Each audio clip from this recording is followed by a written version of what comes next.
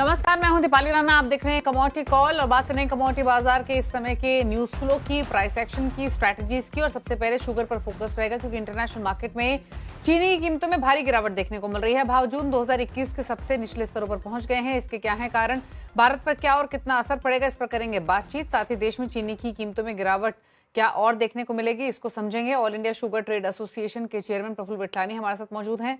साथ ही मौसम विभाग के मुताबिक देश में चढ़ता पारा गिरा है, क्या है कारण, आगे के लिए क्या समीकरण बनते हुए दिख रहे हैं, इस पर करेंगे चर्चा। स्काईमेट के president metrology and climate change GP Sharma हमारे साथ बने हुए हैं। साथ ही स्ट्रैटेजीज पर चर्चा करने के लिए एलकेपी सिक्योरिटीज के वीपी जतिन त्रिवेदी हमारे साथ बने हुए हैं। आप सभी का स्वागत है शो में। सबसे पहले बात चीनी के साथ कर लेते हैं। इंटरनेशनल मार्केट्स में जिस तरीके का प्राइस ट्रेंड देखने को मिल रहा है, उसके पीछे क्या है कारण, कच्चे तेल का कितना रोल है, प्राइसेस किस डायरेक्शन में जाते हुए दिख रहे हैं, सबसे पहले इसी को समझने की कोशिश करते हैं।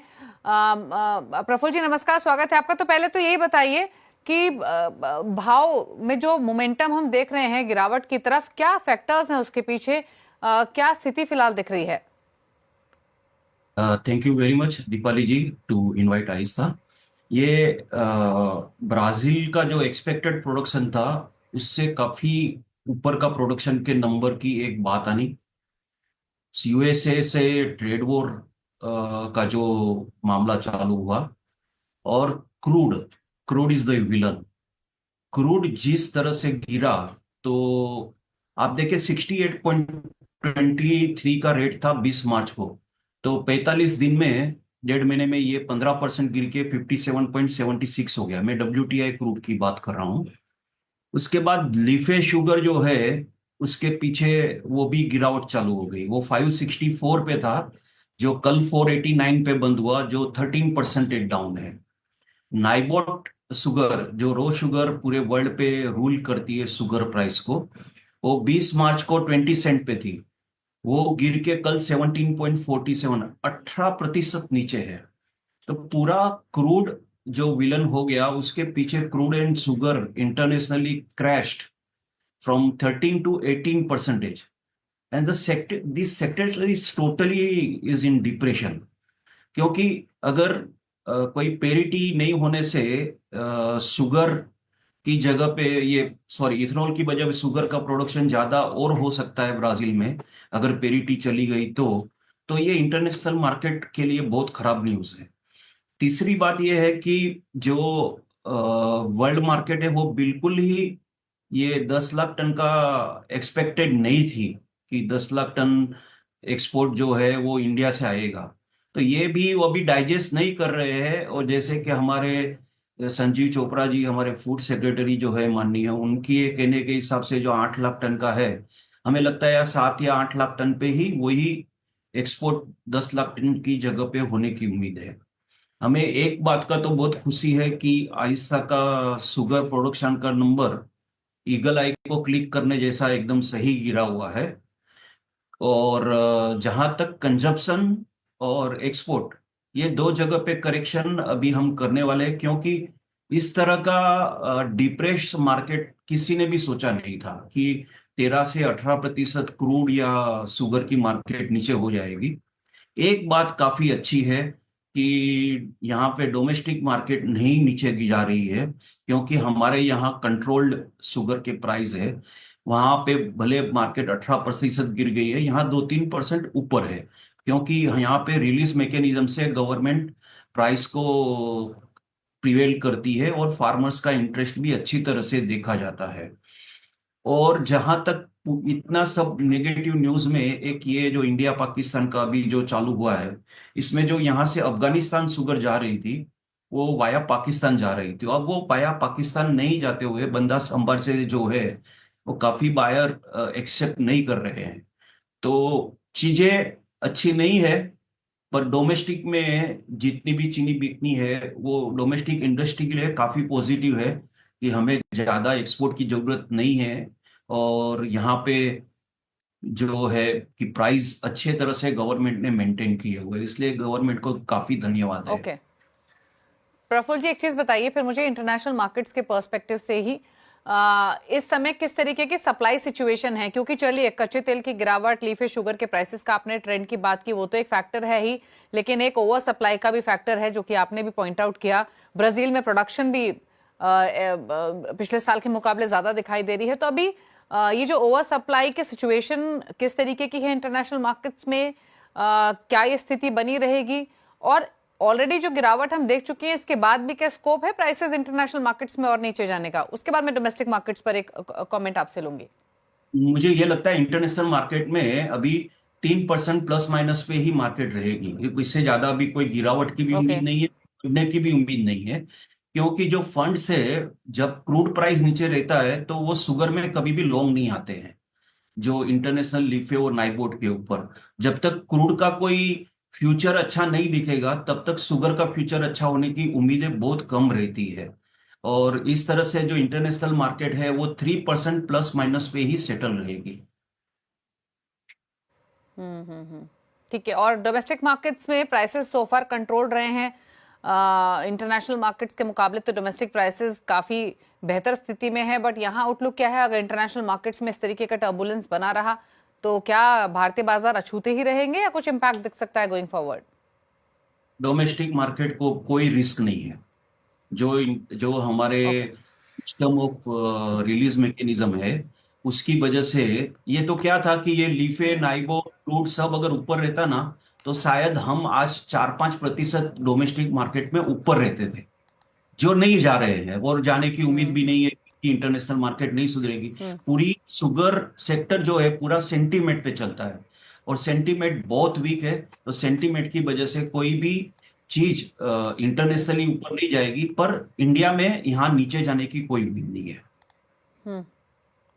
ओके। हाँ जी सर। चलिए, शुक्रिया प्रफुल्ल जी आपका आने के लिए शो पर, और तमाम पर्सपेक्टिव से राय देने के लिए। क्या स्थिति बनी हुई है इंटरनेशनल मार्केट्स में, डोमेस्टिक मार्केट्स पर कितना इम्पैक्ट देखने को मिल सकता है। लेकिन चलिए अब बात करते हैं मॉनसून की। जीपी शर्मा हमारे साथ बने हुए हैं, और अगर हम मॉनसून की चाल की बात करें तो मौसम की थोड़ी सी बदलती हुई हमने देखी है। जो हीट वेव हमने समय से पहले झेली, उसके बाद वेदर पिछले 4-5 रोज से तो काफी बेहतर होता हुआ दिखाई दिया है।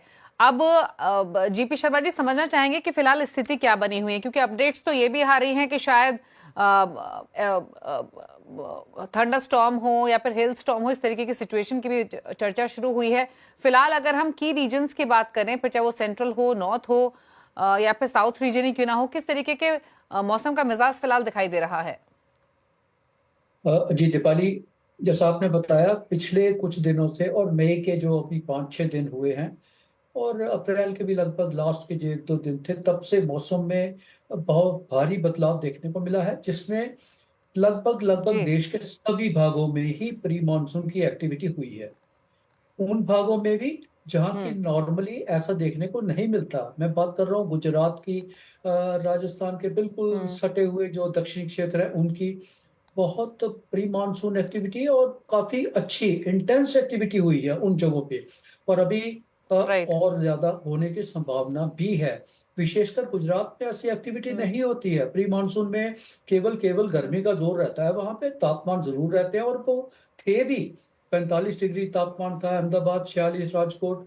इसी तरह राजस्थान में भी बाड़मेर जैसलमेर में ये तापमान 46 डिग्री या उससे पार थे। आज के दिन में ये सभी तापमान लगभग 8, 10, 12 डिग्री तक गिरे हुए हैं। 45 डिग्री से लगभग 36-37। राजस्थान के तापमान जो 46-47 चल रहा था, वो लगभग 30 डिग्री पर आ गए हैं। तो एक बहुत बड़ा बदलाव देखने को मिला है। एक ही बार वैसे होता नहीं ऐसा, इतनी साइमल्टेनियस एक्टिविटी देखने को नहीं मिलती है पिछले 5-6 दिन से। और हीट वेव तो है नहीं अभी कहीं भी, देश के किसी भाग में भी। ओके। और उसकी होने की अभी ओके। संभावना रहेगी भी नहीं, क्योंकि ये एक्टिविटी इंटेंसिटी जरूर कम हो जाएगी, लेकिन अभी कुछ और दिन इसका हमें असर देखने को मिलेगा। जी। अच्छा, कौन से वो रीजन्स रह सकते हैं जहां पर थंडर स्टॉर्म या रेन या विंड्स देखने को मिल सकती हैं? क्योंकि मेट्रोलॉजिकल डिपार्टमेंट के मुताबिक तो कुछ स्टेट्स का जिक्र किया गया है। आप कैसे देख रहे हैं स्थिति? जी, अगले अगर 3 दिन की बात करें तो गुजरात और दक्षिणी राजस्थान, ये वाले क्षेत्रों में इंटेंस थंडरस्टॉर्म तेज हवाएं चलना, थंडरस्टॉर्म के साथ साथ हो सकता है कहीं कहीं हेल स्टॉर्म एक्टिविटी भी हो, भारी बारिश हो। गुजरात विशेषकर, क्योंकि उसमें ऐसा मौसम होता नहीं है, तो इसलिए हम उसको अनसीजनल टर्म भी कहते हैं कई बारी। तो गुजरात, राजस्थान और बाकी क्षेत्रों में भी, जैसे दक्षिण भारत की बात करें, केरल में वर्षा होगी। इसी तरह हम पूर्व की ओर बात करें, वहां धीरे धीरे अब ये एक्टिविटी कम होती जाएगी। दिल्ली समेत उत्तर भारत के इलाकों में अगले 3-4 दिन में भी ऐसी प्री मानसून की गतिविधियां देखने को जरूर मिलेगी, लेकिन अब इंटेंसिटी वो नहीं रहेगी जो पहले हो चुका है। दिल्ली में जैसे पहली तारीख को जो इतनी भारी वर्षा हुई थी, 77-80 मिलीमीटर के करीब करीब, उस तरह की स्केल ऑफ एक्टिविटी नहीं रहेगा, लेकिन अभी एकदम से हीट वेव बढ़ने की संभावना भी नहीं रहेगी। दिल्ली का तापमान आज के दिन में, इन दिनों में लगभग 39-40 डिग्री तक होता है। एवरेज तापमान आज के जो 6 दिन मई के हैं, केवल और केवल 34 डिग्री रहा है एवरेज। तो आप अंदाज लगा सकते हैं कि हीट वेव तो बिल्कुल ही बिल्कुल। It is abetted now. Okay, बिल्कुल और नहीं अभी है, ऊपर और कोई गर्मी से दिक्कत भी आप काफी समझ राहत सकते मिली है शर्मा जी। हैं। जी बिल्कुल। जी शर्मा जी। अच्छा, मुझे दो चीजें और आपसे पूछनी थी। आपने दिल्ली एनसीआर का जिक्र तो किया, महाराष्ट्र रीजन में मौसम की गतिविधियां कैसी हो सकती है, पहला। दूसरा एस्पेक्ट ये कि हेल स्टॉर्म, उत्तराखंड में हेल स्टॉर्म की आशंका भी अगले 24 घंटों में जताई गई है। क्या आप उससे अग्री करते हैं? और अब जो ये प्री मॉनसून एक्टिविटीज हो रही है, इन्हें देखते हुए जो मॉनसून को लेकर पूर्वानुमान है वो एज इट इज है या कुछ बदलाव उधर देखते हैं? देखिए, एक तो जो हिलस्टॉर्म एक्टिविटी है पहाड़ों में, उत्तराखंड जैसे क्षेत्र में, हिमाचल प्रदेश के क्षेत्रों में जैसे ही पश्चिमी विक्षोभ का असर देखने को मिलता है, जो कि अभी है, तो इसलिए कुछ स्थानों पर वो स्थिति रूल आउट नहीं की जा सकती, जरूर उसकी संभावना बनी रहेगी। जो महाराष्ट्र के जो कोस्टल क्षेत्र हैं, जैसे कोंकण, मुंबई समेत, उनमें थोड़े बादल छाए रहेंगे। जो हीट हमें मुंबई को देखने को मिली, वो उतनी ज्यादा नहीं रहेगी लगभग। हालांकि थोड़ी ह्यूमिडिटी के कारण सल्ट्री कंडीशन जरूर रहेगी, लेकिन हमें हीट वेव देखने को नहीं मिलेगी। विदर्भा में उस दिन पिछले दिनों में अच्छी वर्षा हुई है, भारी वर्षा हुई है। तो देश के विभिन्न भागों में हमें ये एक्टिविटी देखने को मिलेगी, महाराष्ट्र समेत। और देश के जो दक्षिणी भाग हैं, केरल की बात करें और कर्नाटक की बात करें, इन क्षेत्रों में भी हमें अच्छी वर्षा देखने को मिलेगी, थंडरस्टॉर्म होंगे। आज के दिन की बात करें तो तमिलनाडु में अच्छी बरसात होनी चाहिए। और इसके बाद आपने मानसून के बारे में बात की। देखिए, अभी थोड़ा सा जल्दी जरूर है, लेकिन जो देश के दक्षिणी भाग हैं, इक्वेटोरियल रीजन है, अंडमान सी है, उसमें 15 मई के आसपास स्थितियां बननी शुरू हो जाती हैं कि मानसून पहुंचने की कितनी संभावना है। तो उसकी बात करें तो फेवरेबल है।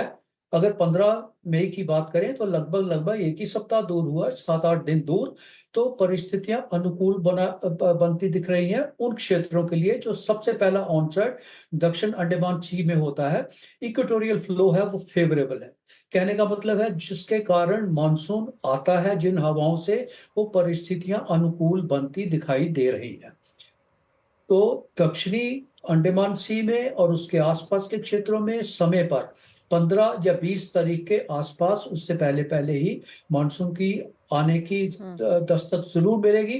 हालांकि मेनलैंड केरला तो पहली तारीख होती है, उसमें कहना भी थोड़ा जल्द होगा, जल्दबाजी होगी।